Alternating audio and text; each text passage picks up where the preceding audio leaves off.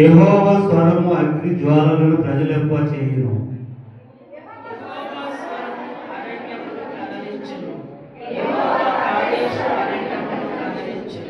యెహోవా స్వరము నేలను ఎనజేయును, అది ఆకులు రాల్చును.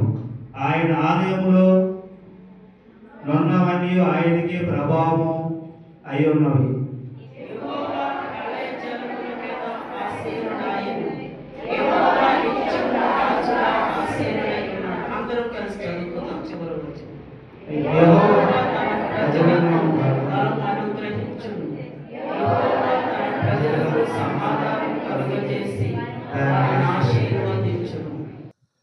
దేవునికి మహిమ కలుగును గాక. ప్రభునందు ప్రియమైన వాళ్ళరా, ప్రభుని యేసుక్రీస్తు వారి యొక్క ప్రశస్తమైన నామములో మీ అందరికీ శుభవందన తెలియజేయుచున్నాను.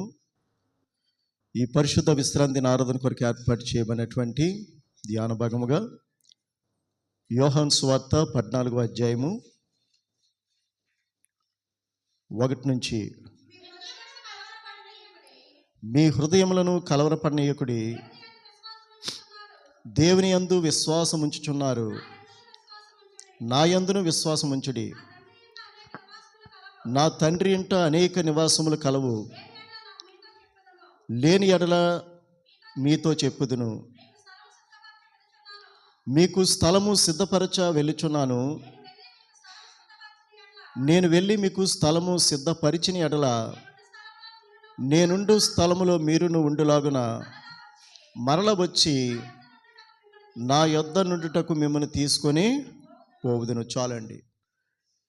మీ హృదయములను కలవరపడనీయకుడి, దేవుని యందు విశ్వాసం ఉంచుచున్నారు. కలవరం మానవ జీవితంలో కలవరం లేనటువంటి హృదయం కానీ, కలవరం లేనటువంటి జీవితం కానీ, కలవరం లేనటువంటి కుటుంబం కానీ ఉండదు. ప్రతి విషయంలో కూడా కలవరపడుతుంటాం, ఆందోళనకు గురైపోతుంటాం, కృంగిపోతుంటాం. కానీ ఒక విషయం మనం జ్ఞాపకం ఉంచుకోవాలి. ప్రభు ఏం చెప్తున్నారంటే, నేను సర్వశక్తి గల దేవుడను, నాకు అసాధ్యమైనదంటూ ఏమైనా ఉన్నదా? ప్రభు యేసుక్రీస్తు వారు చెప్తున్నారు, నమ్ముట నీవనైతే నమ్మువానికి సమస్తమును సాధ్యమే. కుళ్ళిపోయినటువంటి శవాన్ని, కంపు కొడుతున్న శవాన్ని కూడా సమాధులోంచి పేరు పెట్టి పిలిచి సజీవునిగా తన సహోదరునికి అప్పగించినటువంటి దేవుడు, ఎంతైనా మనం ఆయన యందు నమ్మిక ఉంచడానికి, నిరీక్ష ఉంచడానికి, ఆయన మీద ఆధారపడడానికి, ఆయన శరణజొచ్చడానికి ఎంతైనా ఆయన నమ్మదగిన దేవుడు, నీతిమంతుడైన దేవుడు, సమర్థవంతుడైన దేవుడని మనము రూఢిగా నమ్మి విశ్వసించాలి. యేసుప్రభువు ఒకటే చెప్తున్నారు, మీరు ప్రార్థన చేయనప్పుడల్లా మీరు అడుగుచున్న వాటిని అన్నిటినీ పొంది ఉన్నామని నమ్మండి, తక్షణమే మీరు వాటిని పొందుదురు అని చెప్తున్నారు. దేవుని స్తోత్రం. ఇక్కడ చూసినట్లయితే, మీ హృదయములను కలవరపడనీయకుడి, నా యందు విశ్వాసముంచుడి, నా తండ్రి ఇంట అనేక నివాసములు కలవు, లేని ఎడల నేను మీతో చెప్పుదును. నేను మీకు స్థలము సిద్ధపరచ వెళ్ళుచున్నాను. నేను మీకు స్థలము సిద్ధపరిచిన ఎడల నేనుండు స్థలములో మీరును ఉండులాగున మరలా వచ్చి నేను మిమ్మలను తీసుకొని పోవుదును. దేవుని స్తోత్రం. చూడండి, ఎంత అద్భుతమైనటువంటి మాటలు. సజీవుడైన దేవుడు, సృష్టికర్త అయిన దేవుడు, సాధారణంగా ఈ లోకంలో భక్తి ఏంటంటే ఈ లోక సంబంధమైనదే. ఏదో ఒక మంచి చేస్తాను, లేకపోతే ఏదో ఒక ఆశీర్వదిస్తాను, అంతేకాని నిజదేవుడు, సృష్టికర్త అయిన దేవుడు చెప్తున్న మాటలు ఏంటంటే, నా తండ్రి ఇంట అనేక నివాసములు కలవు. కాబట్టి ఈ లోకంలో మనం ఏ విషయంలో కూడా భయపడవలసిన పని లేదు. చనిపోయిన తర్వాత కూడా మనకి శ్రేష్టమైనటువంటి, ఎంతో ఉన్నతమైనటువంటి, ఎంతో మహిమగలటువంటి లోకాన్ని, నివాసాన్ని దేవుడు మనకి ఏర్పాటు చేశాడు. దాన్ని బట్టి ఈ శరీరంలో, ఈ బలహీన శరీరంలో నివసిస్తున్నటువంటి, ఈ అనారోగ్యంతో నివసిస్తున్న ఈ శరీరంలో అనేక కష్టాలు, శ్రమలు, శోధనలు, ఇరుకులు, ఇబ్బందులతో ఉన్నటువంటి ఈ శరీర సంబంధమైన జీవితంలో, లోక సంబంధమైన జీవితంలో దేవుడు పరలోక సంబంధమైనది కూడా ఈ లోకంలో ఉంటుండగానే మనకి స్వాస్థ్యంగా ఇస్తున్నాడు. దాన్ని బట్టి మనం దేవుని ఎంతో సంతోషించాలి, దేవుని మనం ఎంతో ఆనందించాలి. ఈ లోకంలో ఉన్నటువంటి చిన్న చిన్న కష్టాలు, శ్రమలు, శోధనలకు మనం కృంగిపోవడానికి వీల్లేదు. అందుకని వాక్యం సెలవిస్తుంది, మన ఎదుట ప్రత్యక్షము కాబోయే మహిమ ఎదుట ఇప్పటి కాలపు శ్రమలు ఎన్నదగినవి కావని నమ్ముచున్నాము. దేవుని స్తోత్రం. దేవుని కుమారుల యొక్క ప్రత్యక్షత కొరకు సృష్టి మిగిలిన ఆశతో తేరి చూచుచున్నది. కాబట్టి పరలోకములో మన కొరకు దేవుడు ఒక మహిమగల లోకాన్ని, శ్రేష్టమైన లోకాన్ని, ఆయన యొక్క మహిమతో, ఆయన యొక్క ప్రభావంతో, ఆయన యొక్క వెలుగుతో, తేజస్సుతో, వజ్ర వైడూర్య మాణిక కెంపులతో కట్టబడినటువంటి పట్టణాన్ని మన కొరకు చక్కని నివాసాలు దేవుడు ముందుగానే ఏర్పాటు చేశారు. కాబట్టి క్రైస్తవులకి గొప్ప నిరీక్షణ ఏంటంటే ఇహ సంబంధమైనటువంటి ఆశీర్వాదాలు దీవులే కాదు, పర సంబంధమైనటువంటి ఆయనతో జీవించే గొప్ప జీవితాన్ని దేవుడు మనకి ఇస్తున్నందుకు మనం ఎంతో సంతోషించాలి, ఆనందించాలి. శరీరం శాశ్వతం కాదు, లోకం శాశ్వతం కాదు, ఈ లోకంలో మనం సంపాదించింది ఏది శాశ్వతం కాదు. కానీ ప్రభు చెప్తున్నారు, నేను మీకు స్థలము సిద్ధపరచా వెళ్ళుచున్నాను. నేను మీకు స్థలము సిద్ధపరిచిన ఎడల నేనుండు స్థలములో మీరును ఉండిలాగున. ఎంత గొప్ప మాట అది. దేవుడుండే స్థలంలో మనం కూడా ఉండిలాగున మరల వచ్చి నేనే స్వయంగా మిమ్మల్ని తీసుకొని నా యొద్ద నుండుటకు నేను స్వయంగా మిమ్మల్ని తీసుకొని పోవుదును. దేవుని స్తోత్రే. నా యొద్ద నుండుటకు, నాతో కలిసి జీవించడానికి. ఎందుకంటే దేవునికి మరణం లేదు. ఆయన ఆదియును అంతమునే ఉన్న దేవుడు, ఆల్ఫా ఒమేగా ఉన్న దేవుడు, నిన్న నేడు నిరంతరము ఏకరీతిగా ఉన్న దేవుడు.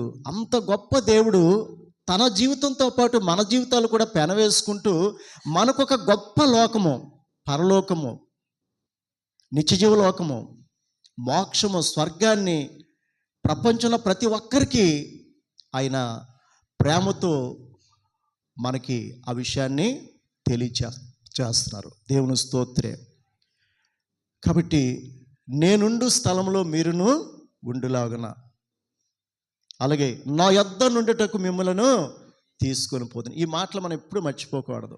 ఎన్ని కష్టాలు, ఎన్ని శ్రమలు, ఎన్ని శోధనలు, ఎన్ని ఇరుకులు, ఎన్ని ఇబ్బందులు వచ్చినా సరే, శారీరకంగా ఎన్ని రోగాలు, వ్యాధులు, బలహీనతలు వచ్చినా, అలాగే మానసికంగా ఎన్ని ఒత్తిళ్ళు వచ్చినా, అలాగే ఈ లోకంలో ఎన్నో అపనిందలు, చెయ్యి నేరానికి శిక్ష అనుభవించే స్థితి వచ్చినా దేవుడు మనకు గొప్ప నిరీక్షణ ఇచ్చాడు. ఏంటా నిరీక్షణ అంటే అక్కడ రాయబడిన మాట, నేనుండు స్థలంలో మీరును ఉండులాగున, అలాగే నా యొద్ద నుండుటకు మిమ్మను తీసుకొని పోవుదును. దేవుని స్తోత్రే. ఇంకా ఈ లోకంలో నువ్వు శరీరంలో ఉంటుండగానే, నువ్వు చదువుకున్నా చదువుకోపోయినా, నువ్వు అందంగా ఉన్నా లేకపోయినా, నువ్వు నల్లగున్నా తెల్లగున్నా, నీకు ఏ యోగ్యత, ఏ అర్హత లేకపోయినా, మనుషులు ఎవరు నిన్ను పట్టించుకోపోయినా, నీ గురించి ఆలోచించకపోయినా, నీ క్షేమం కోరకపోయినా, నిజ దేవుడు, సృష్టికర్త అయిన దేవుడు, మన కన్న దేవుడు తనతో నుండటానికి, తనతో జీవించడానికి మనకు ఒక గొప్ప రక్షణని ఈ లోకంలో ఇస్తూ, పరలోకంలో ఆయన యొక్క మహిమను చూస్తూ, ఆయన యొక్క ప్రభావంలో మనం సంచరిస్తూ, ఆయన కళ్ళారా చూస్తూ, ఆయన స్వరాన్ని చెవులారా వింటూ, హృదయంలో సంతోషించి, ఆనందించి, స్తుతించే గొప్ప లోకాన్ని దేవుడు మనకి ఇస్తున్నాడు.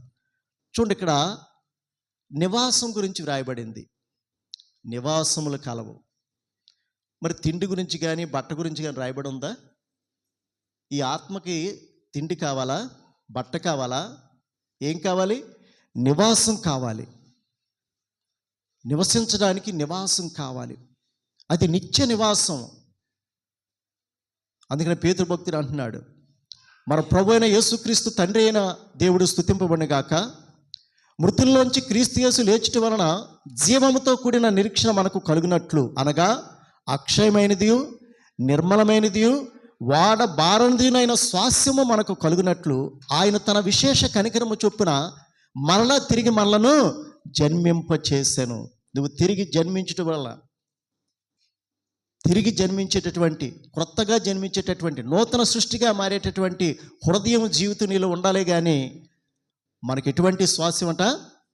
అక్షయమైనది, నిర్మలమైనది, వాడబారనిదినైన స్వాస్యము మనకు కలుగునట్లు ఆయన తన విశేష కనికరము చొప్పున మనలను మరలా తిరిగి జన్మింపచేసిన తన వాక్యం ద్వారా, తన రక్తం ద్వారా, తన ఆత్మ అభిషేకం ద్వారా మళ్ళీ తిరిగి మనం జన్మింపచేసి శరీరంలో ఉంటున్న ఈ జీవితంలోనే ఆత్మ సంబంధమైనటువంటి గొప్ప జీవితాన్ని మనకి ఇవ్వడానికి దేవుడు ఇష్టపడుతున్నాడు. దేవుని స్తోత్రం.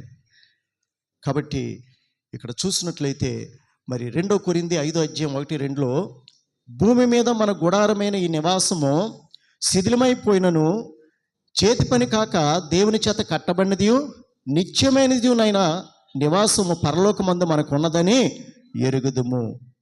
భూమి మీద మన గుడారమైన ఈ నివాసము శిథిలమైపోయినను చేతి పని కాక దేవుని చేత కట్టబడినదిను నిత్యమునైన నివాసము.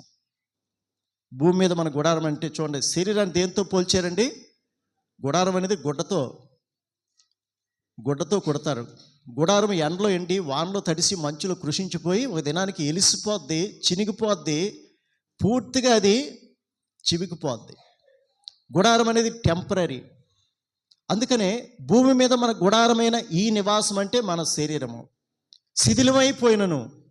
శిథిలమైపోద్ది. ఒకసారి దీర్ఘకాల వ్యాధుల వల్ల శిథిలమైపోద్ది, ఒకసారి యాక్సిడెంట్ ద్వారా శిథిలమైపోద్ది, ఒక్కొక్కసారి మరి ఏదో ఒక ప్రమాదం ద్వారా శిథిలమైపోవచ్చు. అది శిథిలమైపోయినను దాని గురించి మనం పట్టించుకోవాల్సిన పని లేదు. ఏమి రాయబడి ఉంది? దేవుని చేత కట్టబడినది నిత్యమునై ఉన్నటువంటి ఆ యొక్క నివాసము. ఆ నివాసం ఎటువంటిదటండి? అక్షయమైనది, రెండోది నిర్మలమైనది, మూడోది వాడబారనిదియునైన స్వాస్యము మనకు కలుగునట్లు ఆయన తన విశేష కనికరము చొప్పున మనలను జన్మింపచేసెను. నూతన జన్మ, క్రొత్తగా జన్మించే జీవితం, నూతన సృష్టి. అలాంటి జీవితాన్ని దేవుడు మనకి ఇవ్వడం ద్వారా ఆ గొప్ప స్వాస్యాన్ని మనము స్వాస్యంగా పొందుకోవడానికి దేవుడు మన పట్ల మరల తిరిగి జన్మింప చేసాడట. దేవుని స్తోత్రే. చూడండి, గుడారము, అందుకని ఇక్కడ రాయబడినటువంటి మాట ఏంటంటే కీర్తన 15 చూడండి ఒకసారి, 1-2 వచనాలు. యెహోవా నీ గుడారములో అతిథిగా ఉండదగిన వాడెవడు? నీ పరిశుద్ధ పర్వతం మీద నివసింపదగిన వాడెవడు? యథార్థమైన ప్రవర్తన కలిగి నీతిని అనుసరించుచు హృదయపూర్వకముగా నిజము పలుకువాడే. చాలండి. యెహోవా నీ గుడారములో అతిథిగా ఉండదగిన వాడెవడు? నీ గుడారం అంటున్నాడు. మన శరీరం ఎవరి స్వరూపం, ఎవరి పోలిక? నీ గుడారం అంటున్నాడు. యెహోవా నీ గుడారంలో. నీ గుడారం అంటే మన శరీరం. మన శరీరం ఆయన స్వరూపము, ఆయన పోలిక. శరీరము ఆయన స్వరూపము, ఆయన పోలిక. కానీ స్వభావం ఎలాగ ఉంది? స్వభావము, మన జీవిత విధానం, మన ఆలోచన సరళి, మన ప్రవర్తన ఎలాగుంది? ప్రభు తన స్వరూపంలో తన పోలికలో మనం చేసుకున్నారు. మనలో తన జీవ ఆత్మను ఉది నిత్యము జీవించే ఆ యొక్క ఆత్మను మనలో పెట్టాడు. కానీ ఆత్మ దేవుని పోలిక, దేవుని స్వరూపంలో ఉందా? అంతరంగ పురుషుడు ఆత్మ. శరీరం అయితే దేవుని స్వరూపం, దేవుని పోలికే.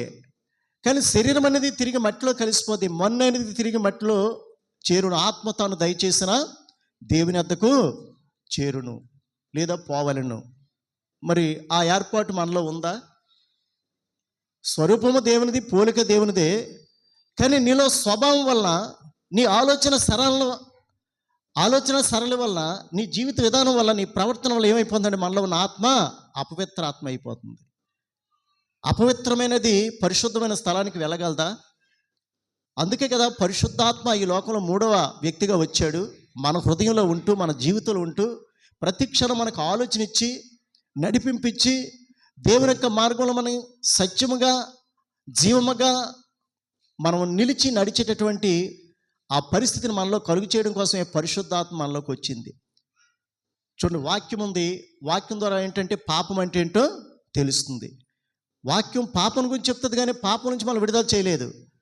కానీ మరి ధర్మశాస్త్రము దేనిని చేయజాలకపోయినో దేవుడు దాన్ని చేసి చూపించాడు.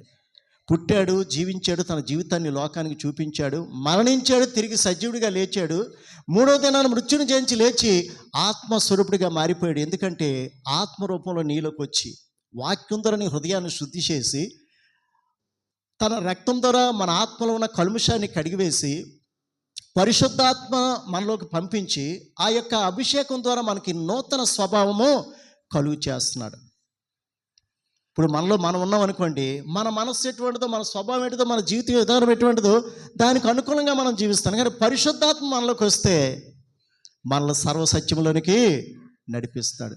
యంగా దేవుని ఆత్మ మనలోకి వచ్చి మనం ఏం చూడాలో, ఏం వినాలో, ఏం మాట్లాడాలో, ఎలా క్షమించాలో, ఎలా ప్రేమించాలో, ఎలా ప్రార్థన చేయాలో, ఎలా వాక్యానికి లోబడాలో, ఎలా దేవునిలో ఆత్మఫలాలతో ఫలించాలో పరిశుద్ధాత్మ నీలోకి వచ్చి నీకు నూతన స్వభావం కలుగు చేయటం ద్వారా దేవుడు నిన్ను రక్షించుకున్నాడని దేవుని యొక్క వాక్యము స్పష్టంగా సెలవిస్తుంది. కాబట్టి ఆత్మకి స్థలం ఇస్తున్నామా మన హృదయంలో? మన హృదయంలో ఆత్మ వచ్చి మనల్ని నడిపించడానికి తగినటువంటి యోగ్యత మనం కలిగి ఉన్నామా లేదా మనము పరిశీలన చేసుకోవాలి. శరీరానుసారులు శరీర విషయాల మీద మనస్సుంతురు, ఆత్మానుసారులు ఆత్మ విషయముల మీద మనస్సుంతురు. శరీరానుసారమైన మనస్సు మరణము, ఆత్మానుసారమైన మరణము, ఆత్మానుసారమైన జీవితము ఏంటంట? జీవమును, సమాధానమును, పరిశుద్ధాత్మ యందలి ఆనందమునై ఉన్నది. దేవుని స్తోత్రం. కాబట్టి ఇక్కడ చూసినట్లయితే మరి యెహోవాని గుడారంలో అతిథిగా ఉండదగిన వాడెవడు? ప్రశ్న ఏంటండి? నీ గుడారంలో అతిథిగా ఉండదగిన వాడెవడు? అతిథి అన్నోడు మళ్ళీ వెళ్ళిపోతాడు, ఉండిపోతాడు మన ఇంట్లో. చుట్టాలు వస్తారు, మహా అయితే కొంతమంది ఒక్కరోజు ఉంటారు, కొంతమంది 5 రోజులు ఉంటారు, కొంతమంది 6 రోజులు ఉంటారు, కొంతమంది 10 రోజులు ఉంటారు. ఇంకా నెల రోజులు ఉన్నారనుకోండి, వాళ్ళు చుట్టాలుగా ఉంటారా? ఇక ఆ ఇంట్లో సొనుగులు గొనుగులు. ఎప్పుడు వెళ్తారా బాబు, ఈలేటి ఇక్కడ సెట్ అయిపోయారు, డబ్బులు చూస్తే లేవు, ఆడిదరిద్దారు అప్పు తెచ్చి వీళ్ళకి ఏదో పెడుతున్నాను గ్రాండ్గా, ఇవన్నీ నాకు భారం అయిపోతున్నాయి. ఇంకా సొనుగులు గొనుగులు మొదలవుతాయి. కాబట్టి అతిథి అంటే వెళ్ళిపోవాలి. ఒక చుట్టాలు కనుక వెళ్ళినప్పుడు ఆ ఇంట్లో పర్మనెంట్గా ఉండిపోరు అతిథులు ఎవరు కూడా. వచ్చి మళ్ళీ తిరిగి వాళ్ళు ఆ ఇల్లు ఖాళీ చేసి వెళ్ళిపోతారు. ఇక్కడ ఏమనవునంటే నీ గుడారంలో అతిథిగా ఉండదగిన వాడు ఎవడు? అతిథి అన్నోడు వెళ్ళిపోవాలి. గుడారం అనేది టెంపరీ. ఇక్కడ నీ గుడారం అంటే మన శరీరం. దేవుని స్వరూపంలో, దేవుని పోలికలో మనల్ని సృష్టించాడు దేవుడు. మన నాసిక రంధ్రాల ద్వారా దేవుడు తన జీవానువదగా మనం జీవాత్మ అయ్యాను. కాబట్టి జీవించుచున్నటువంటి ఈ పరిస్థితిలో మనం ఎలా ఉన్నామంటే ఈ యొక్క రక్త మాంసము ఎముకల గూడులో దేవునికి అతిథులుగా ఉన్నాం. దేవుని స్తోత్రం. మళ్ళీ పరీక్షించడానికి, మళ్ళీ పరిశోధించడానికి, మన ఆత్మీయ జీవితాన్ని దానికి మార్క్స్ చేయడానికి దేవుడు కొంతకాలము కొంత సమయం మనకిచ్చి ఈ యొక్క రక్త మాంసములు ఎముకల గూడులో మన ఆత్మనే పెట్టాడు. ఈ ఆత్మ ఒక అతిథిగా ఉంది మన శరీరంలో. ఈ ఆత్మ ఒక దినాన్ని మనలోంచి బయటికి వెళ్ళిపోద్ది. రెండో మాట, నీ పరిశుద్ధ పర్వతం మీద నివసింపదగిన వాడెవడు? రెండో ప్రశ్న ఏంటండి? నీ పరిశుద్ధ పర్వతం మీద నివసింపదగిన వాడెవడు? పరిశుద్ధతలో పర్వతం వంటి వాడు ఎవరండి ఈ ప్రపంచంలో? చూడండి, భూమి మీద చిన్న చిన్న గుట్టలు ఉంటాయి, అలాగే కొండలు ఉంటాయి, తర్వాత పర్వతాలు ఉంటాయి. ప్రపంచంలో ఎత్తైన పర్వతం ఏదో మనకు తెలుసు, చదువుకున్న వాళ్ళు బాగా తెలుసు. ఎత్తైన పర్వతం ఏదండి? ఎవరెస్ట్. కాబట్టి ఇక్కడ నీ పరిశుద్ధ పర్వతం అన్నాడంటే ఈ భూమి మీద మనుష్య కుమారుడిగా జన్మించిన ప్రభు దేవుడి కాబట్టి, దేవుని కుమారుడు కాబట్టి ఆయన పరిశుద్ధత ముందు ప్రపంచంలో ఎవ్వరు కూడా అంత ఎత్తుకి ఎదగలేరు. నీ పరిశుద్ధ పర్వతం మీద నివసింపదగిన వాడు ఎవడంటే నీ పరిశుద్ధమైన పర్వతమైన ప్రభువైన యేసుక్రీస్తు వారితో అంటుకట్టబడి ఆయన ద్వారా, అనగా ఆయనే మార్గము, సత్యము, జీవమనే ఉన్నాడు. ఆ పరిశుద్ధ పర్వతం ఎక్కి పరలోకానికి ఒక్క అడుగులో మనం చేరిపోతాం. ఇక్కడ పరిశుద్ధ పర్వతం అంటే ఎవరంటే ప్రభువైన యేసుక్రీస్తు వారి. పరిశుద్ధతలో ఆయన పర్వతాలు మించిపోయినటువంటి వాడు. దేవాన్ని యొక్క నీతి ఆకాశ మహాకాశముల కంటే అత్యున్నతమైనది. భూమి ఆకాశములను పట్టజాలంత ప్రభువా అంటున్నాడు. సొలొమోను అంటున్నాడు, ఆకాశ మహాకాశములు నిన్ను పట్టజాలము, నీ కొరకు నేను కట్టించిన ఈ మందిరము నీకు యాపాటిది. అంత గొప్ప దేవుడు మన కోసం పరలోక పట్టణాన్ని, సియోను పట్టణాన్ని పరిశుద్ధ పర్వతంగా ఇక్కడ భక్తుడు పోలుస్తున్నాడు. ఒకటి, గుడారంలో అతిథిగా ఉండదగిన వాడెవడు, నీ పరిశుద్ధ పర్వతం మీద నివసింపదగిన వాడెవడంటే నీ పరలోక రాజ్యములు నిత్యము నిరంతరము ఎల్లప్పుడూ యుగయుగాలు తరతరాలు ఆకలి దప్పులు లేకుండా, శరీరానికి రోగాలు వ్యాధులు బలహీనతలు లేకుండా, కన్నీరు వేదన దుఃఖం లేకుండా, రాత్రి పగలనకుండా నిరంతరము నిత్యము యుగయుగాలు జీవింపదగిన వాడు ఎవడు? ఆ రెండు ప్రశ్నలు వేసి సమాధానం అతనే చెప్తున్నారు. ఏంటండి? యథార్థమైన ప్రవర్తన కలిగి నీతిని అనుసరించుచు హృదయపూర్వకంగా నిజము పలుకువాడే. చూడండి, ఏం కావాలి దేవునికి? యథార్థమైన ప్రవర్తన. వేషధారణ కాదు, మనిషి ముందు ఒకలాగా మనిషి వెనకాల ఒకలాగా కాదు. సాధారణంగా క్రైస్తవులు ఎక్కువ ఏంటంటే ద్విమనస్సు ఉంటుంది. ఇటు దేవుడు కావాలి, లోకం కావాలి. ఇక్కడ చర్చి కావాలి, అటు సినిమా కావాలి. ఇటు దేవునికి సంబంధించిన విషయాల్లో అడుగు పెడతారు, అటు లోక సంబంధమైన అన్ని పరిస్థితుల్లో అడుగు పెడుతుంటారు. కానీ నీ పరిశుద్ధ పర్వతమైన సియోను పట్టణం మీదకి పరలోకంలో నివసింపదగిన వాడెవడు? ఇక్కడేమో అతిథిగా ఉండదగిన వాడెవడు, అక్కడ నివసింపదగిన వాడెవడు? యథార్థమైన ప్రవర్తన కలిగి నీతిని అనుసరించుచు హృదయపూర్వకంగా నిజము పలుకువాడే. అట్టివాడు నాలుకతో కొండెములాడు. మనం ఉదయం లేచిన రాత్రి పడుకున్న దాకా నాలికి అసలు నాలికి రెస్ట్ ఉండదు. దేన్నైనా అదుపు చేసుకోగలవేమో, కానీ నాలికని మాత్రం నువ్వు అదుపు చేయలేవు. ఎవరెవడుంది మొదటి మాట? అట్టివాడు నాలుగుతో కొండెములాడు, తన చెలికానికి కీడు చేయడు, తన పొరుగువాని మీద నింద మోపడు. చాలండి, దేవుని స్తోత్రం. అలాగే చూసినట్లయితే మరి ఈ లోకము శాశ్వతం కాదు, శరీరం అంతకంటే శాశ్వతం కాదు. ఈ లోకంలో సంపాదించింది ఏదిని కూడా నీకు శాశ్వతం కాదు. ఏది శాశ్వతము? దేవుని యొక్క వాక్యం సెలవిస్తుంది, లోకములో ఉన్న వాటిని అన్నీ కూడా, లోకంలో ఉన్నవన్నీ వాటి ఆశ గతించిపోతాయి. కానీ దేవుని చిత్తాన్ని, దేవుని ఇష్టాన్ని, దేవుని సంకల్పాన్ని, దేవుని ప్రణాళికలు నెరవేర్చేవాడు నిత్యము నిరంతరము ఎల్లప్పుడూ జీవిస్తాడని దేవుని యొక్క వాక్యము స్పష్టంగా సెలవిస్తుంది. హెబ్రీ 13:14 చదవండి. ఈ లోకంలో ఎంత డబ్బున్నా, ఎంత ఐశ్వర్యం ఉన్నా, నీకు ఎన్ని వేల ఎకరాలు పొలాలున్నా, తోటలున్నా, వెండి బంగారాలు, సిరి సంపదలు, ధనధాన్యాలున్నా, నిలువరమైన పట్టణం మనకెక్కడా లేదు. నిలువరమైన స్థానం నీకు ఎక్కడా లేదు. అందుకే ఇక్కడ వ్రాయబడుతుంది, నిలువరమైన పట్టణం మనకిక్కడ లేదు, కానీ ఉండబోచున్న దానికోసము ఎదురు చూచుచున్నాము. దేవుని స్తోత్రం. రోమ 8:24 చూడండి. రక్షింపబడామంటే వాక్యము చదువుట ద్వారా నిరీక్షణ గలవరమే మనం రక్షింపబడ్డామంట. నిరీక్షణ గలవరమే మనం రక్షింపబడ్డాం. నిరీక్షిస్తుంది కళ్ళ ముందు కనిపించింది అనుకోండి, ఇక నిరీక్షణతో పని లేదు, నిరీక్షణతో పని ఉండదు. తాను చూచుచున్న దానికోసం ఎవడు నిరీక్షిస్తాడు? మనము చూడని దానికోసం నిరీక్షించిన వాళ్ళ ఓపికతో దాని కొరకు కనిపెట్టుదము. దేవుని స్తోత్రం. కాబట్టి ఇక్కడ చూసినట్లయితే దేవుడు మన కోసం నిత్యమైన స్వాస్యము. మన పౌరస్థితి ఎక్కడుందటండి? మన పౌరస్థితి పరలోకమందు ఉన్నది. అక్కడ నుంచి ప్రభువైన యేసుక్రీస్తు అనే రక్షణ కోసం మనము ఎదురు చూస్తున్నామని చెప్పేసి దేవుని యొక్క వాక్యము స్పష్టంగా సెలవిస్తుంది. అలాగే 1 పేతురు 2:11 ఏం రాయబడి ఉందంటే, ప్రియులారా, మీరు పరదేశులను యాత్రికులై ఉన్నారు కనుక ఆత్మకు విరోధముగా పోరాడు శరీరాశలను విసర్జించండి. చూసారా, మనం ఏమై ఉన్నాం ఈ భూమి మీద? నీవు ఎంత ధనవంతుడైనా, ఎంత ఐశ్వర్యవంతుడైనా, నీవు ఈ లోక అధికారమైనా, నువ్వు పరదేశిగా ఉన్నావు, యాత్రికుడిగా ఉన్నావు. యాత్ర ముగిసిపోద్ది ఒకదినా అన్న. పరదేశులుగా ఉన్నాం, రెండోది యాత్రికులుగా ఉన్నాం. కాబట్టి ఆత్మకు వ్యతిరేకంగా పోరాడేటటువంటి శరీరాశలను విసర్జించి ఈ ఆత్మ పరలోకానికి వెళ్ళాలి. పరలోకం అనేది ఆత్మ సంబంధమైనది. ఈ లోకంలో హృదయ సంబంధమైన ఆత్మ సంబంధమైన జీవితం జీవిస్తేనే నువ్వు పరలోకానికి క్షేమంగా, సుఖంగా, సౌఖ్యంగా వెళ్ళగలవు. ప్రియులరా, మీరు పరదేశంలో ఉన్నారు, రెండోది యాత్రికులై ఉన్నారు.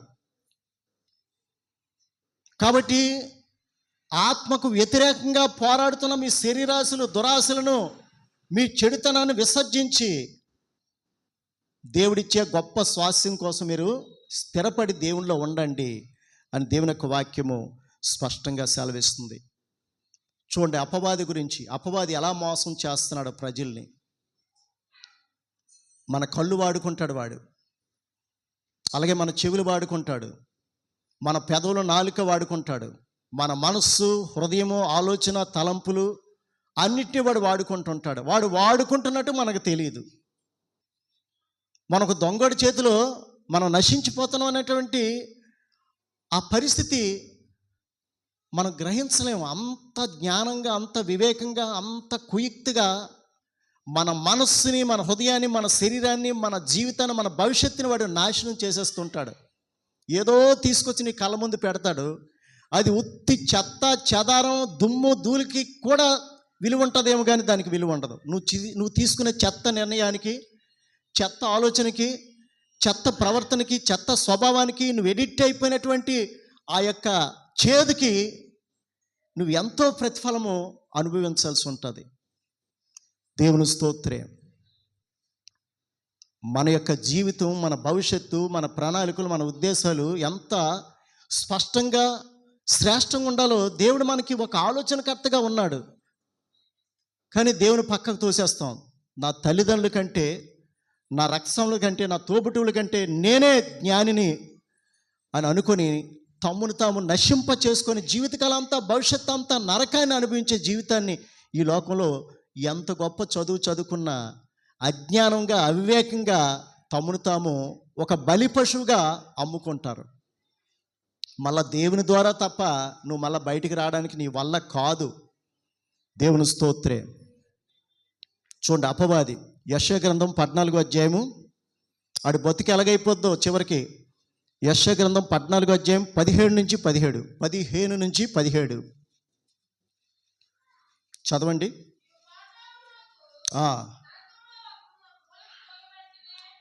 ఇక్కడ దాన్ని అనుసరించిన వారు, సాతానుని, అపవాదిని, దుష్టుని అనుసరించి వారు, వాళ్ళు చూసట సైతాన్ని చూసి అనుకుంటారట, అలాగే నీతిమంతులు కూడా అనుకుంటారట, నీవు పాతాళములో,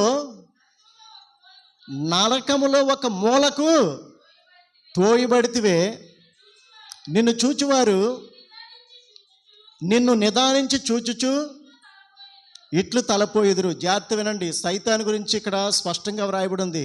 దుష్టుడి గురించి, అపవాది గురించి. వాడు ప్రస్తుతానికి లోకాన్ని ఏలుతున్నాడు, ప్రతి మనిషిని ఏలుతున్నాడు. వాడు లేని స్థలం లేదు, వాడు లేని కార్యం లేదు. చివరికి ఆడి బతుకు ఎలా ఉంటుందో, వాడిని అనుసరించిన వారి బతుకు ఎలా ఉంటుందో ఇక్కడ రాయబడి ఉంది. నీవు పాతాళంలో, నరకంలో ఒక మూలకు త్రోయబడితివే, నిన్ను చూచువారు నిన్ను నిదానించి చూచుచు ఇట్లు తలపోయిదురు. చూడండి, వాడు ఎలాంటి వాడట? భూమిని కంపింపజేసి రాజ్యములను వణికించిన వాడు ఇతడేనా? లోకమును అడవిగా చేసి దాని పట్టణములను పాడు చేసిన వాడు ఇతడేనా? జాగ్రత్త వినండి. తాను చెరపట్టిన వారిని తమ నివాస స్థలములకు పోనీయనవాడు ఇతడేనా? చూసారా? తాను చెరపట్టిన వారిని తమ నివాసములకు చేరనీయకుండా పట్టుకొని బంధించిన వాడు ఇతడేనా? ఎంతమంది అండి వాడి చెరలోకి వెళ్ళిపోయారు? ఇక్కడ ఉన్న వాళ్ళు చాలామంది వాడి చెరలో ఉన్నారు. తాను చెరపట్టిన వారిని తమ నివాస స్థలానికి, తమ పౌరసత్వానికి వెళ్లకుండా ఏం చేశాడు వీడు?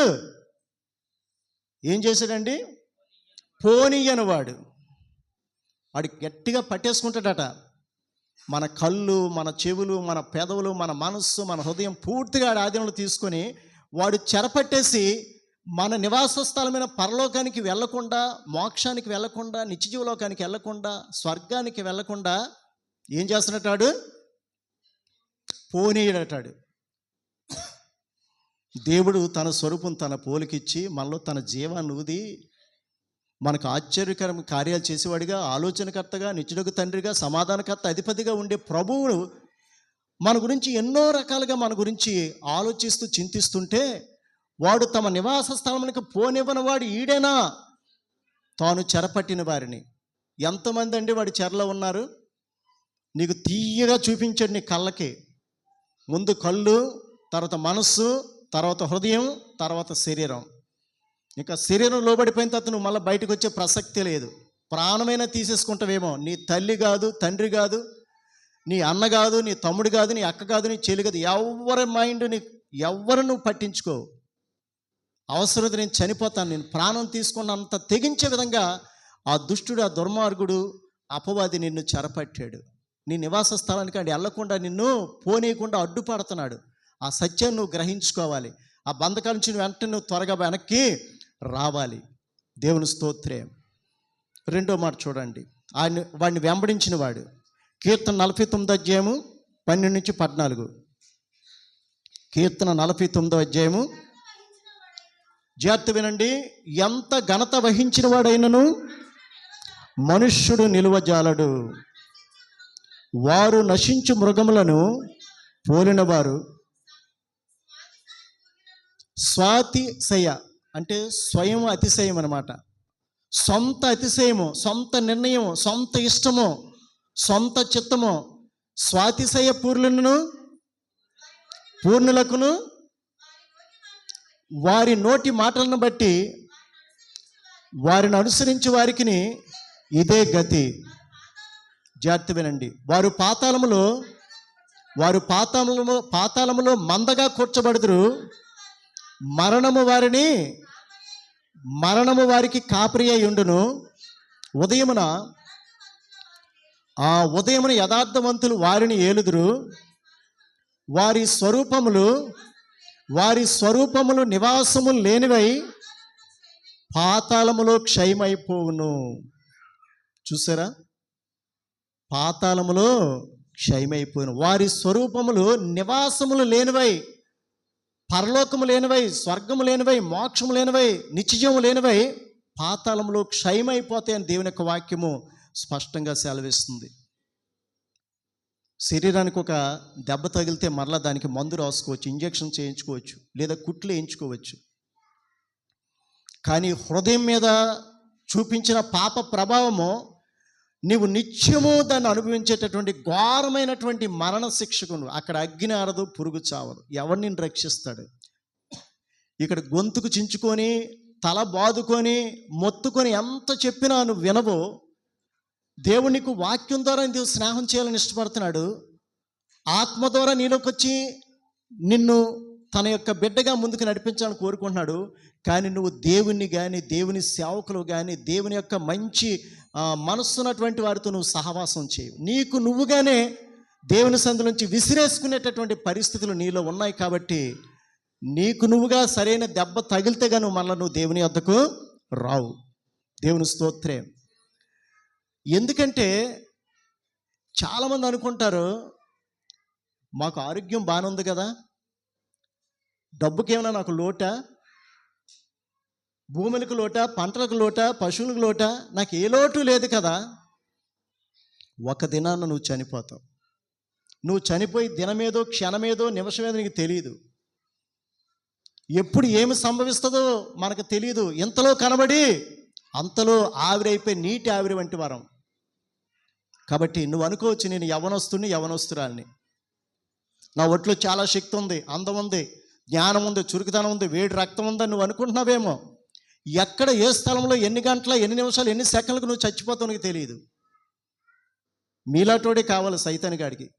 మీ జీవితం త్వరగా ముగిస్తే వాడికి ఎంతో సంతోషం. దేవుడు ఏడుస్తుంటారే, ఒక యవనస్తుడు, ఒక యవనస్తురాలు, ఇంకా చాలా జీవితం ఉంది, భవిష్యత్తు ఉంది, అరే నా కుమార్తె, నా కుమారుడు చనిపోయాడు, నరకానికి వెళ్ళిపోయాడని దేవుడు కళ్ళు నలుపుకొని ఎక్కెక్కి ఏడుస్తుంటాడికి సంతోషం, పగలబడి నవ్వుతుంటాడు. ఆడు నీ పాపమే వాడికి బలము, నీ బలహీనతలే వాడికి ఆయుధాలు, నీకున్న దుష్టత్వం వాడికి సింహాసనం. దేవుని స్తోత్రం.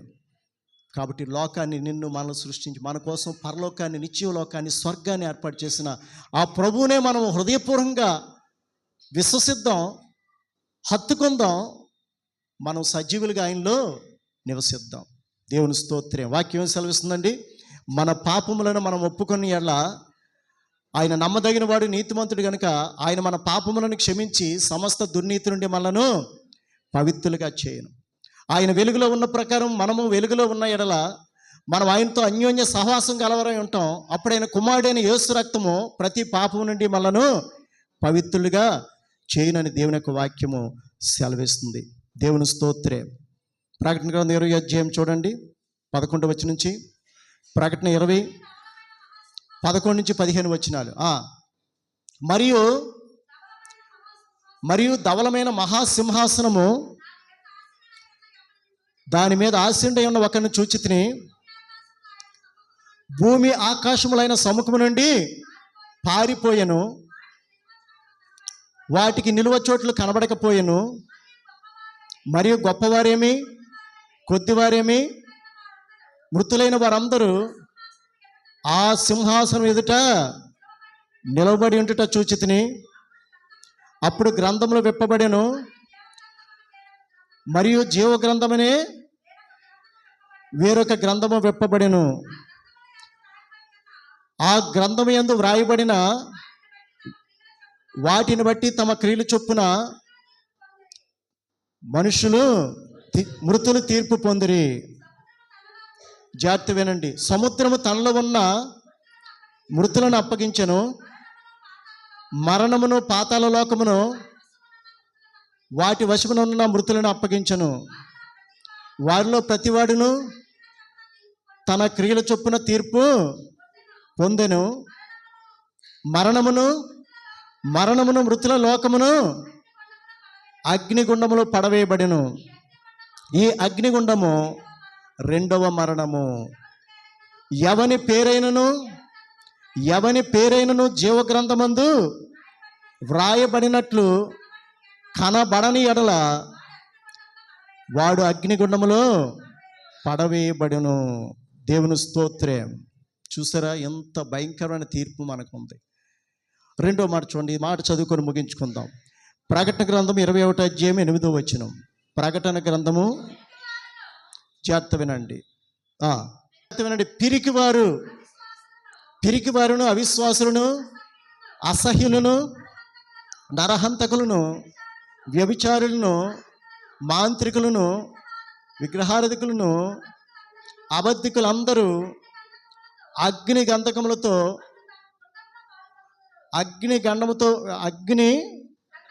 గంధకములతో మండుచున్న గుండములో పాలు పొందుదురు. ఇది రెండవ మరణము. దేవుని స్తోత్రం. చూడండి, దేవుడు ప్రేమతో నీ పట్ల ఎంతో వాత్సల్యంతో, నీ పట్ల కనికరంతో ప్రభు ప్రేమతో ఆహ్వానిస్తున్నాడు. మీ హృదయములను కలవరపడనీయకుడి, నా యందు విశ్వాసం ఉంచండి. నా తండ్రి అంట అనేక నివాసములు కలవు, లేని ఎడల మీతో చెప్పుదును. నేను మీకు స్థలము సిద్ధపరచ వెలుచున్నాను. నేను మీకు స్థలము సిద్ధపరిచిన ఎడల నేనుండు స్థలములో మీరును ఉండులాగున మరలా వచ్చి నేను మిమ్మను తీసుకొని పోగుదును. ఏది మనకి శ్రేష్టమైనది? ఏది మనకి మేలైనది? ఏది మనకి జీవమగలింది? సృష్టికర్త అయిన దేవుడు ప్రతి క్షణము కూడా లోబడనాలని జనాంగం కొరకు దినమెల్లా తన చేతులు చాపుతున్నాడు. కాబట్టి మనము అవివేకులం కాదు, అజ్ఞానం కాదు. ఎంతో కొంత జ్ఞానం దేవుడు ఇచ్చాడు. చదువు లేకపోయినా దేవుని యొక్క జీవగ్రంథం యొక్క ఈ జీవము గల మాటలు వినటి ద్వారా నువ్వు ఎంతో కొంత ఎలిగింపబడ్డావు, ఎంతో కొంత దేవుని భక్తిగా ఉన్నావు. కానీ ఆ భక్తి, ఆ ఉద్యమము, ఆత్మీయత నామకార్థంగా ఉండకూడదు. నామకార్థంగా వేషధానంగా ఉంటే మోసపోకుడి దేవుడు వెక్కిరింపబడు. మనుషుడు ఏం విత్తునో అదే పంట కోయును.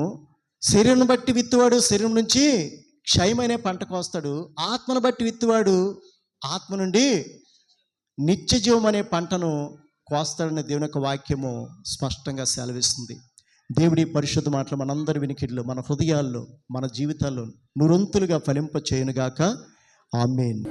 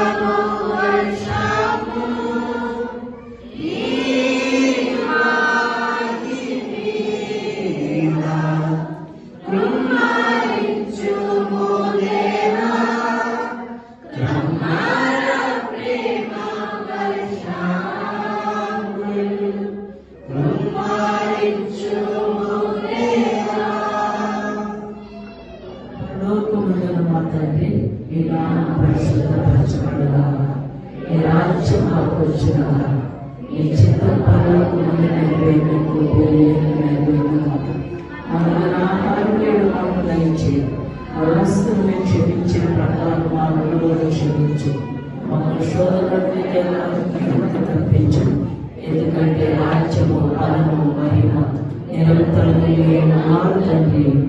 ఆమేన్.